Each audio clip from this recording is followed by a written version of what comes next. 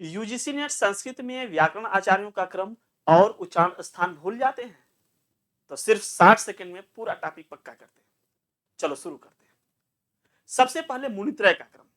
पाणिनि जी 500 BC, Katyayan जी 350 BC और पतंजलि जी 150 BC. इसके बाद याद रखना, हरि के बाद काशी आई, ये एक ट्रिक है, उसको ध्यान रखिएगा। हरि के बाद काशी आई मतलब भर्तृहरि 5वीं सदी और फिर काशिकाकार वामन जयादित्य 7वीं सदी में आए। कौमुदी परंपरा में पहले भट्टो दीक्षित सिद्धांत कौमुदी, फिर उनके शिष्य वरदराज लघु सिद्धांत कौमुदी और अंत में तंत्रकार नागेश भट्ट जी शेखर ग्रंथ को लेकर के आए। अब आते हैं पाणिनि शिक्षा पर। कुल वर्णों की संख्या 63 या 64 है। उच्चारण स्थान 8, अष्टौ स्थानानि वर्णानाम उरह कंठ शिरस्तथा। तो जो उच्चारण स्थान है वो 8 माने गए हैं, जिसमें उरह यानी हृदय भी शामिल है।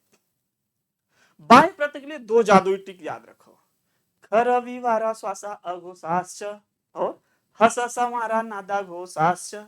खर प्रत्याहार वाले वर्णों का विवार, श्वास और अघोष होता है।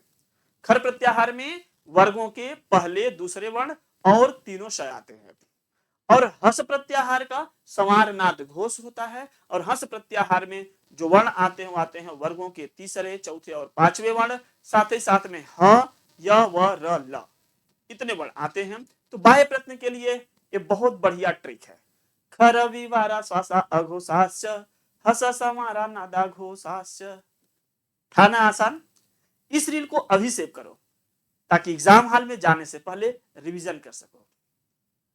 यूट्यूब की लाइव क्लास में सुबह के 9 बजे जरूर जुड़े यूजीसी नेट टेक्स्ट बुक पर, और वहां जुड़ कर करके संस्कृत की बहुत ही बढ़िया ट्रिक और क्वेश्चन को हमारे साथ में प्रैक्टिस कर सकते हैं। बहुत बहुत धन्यवाद।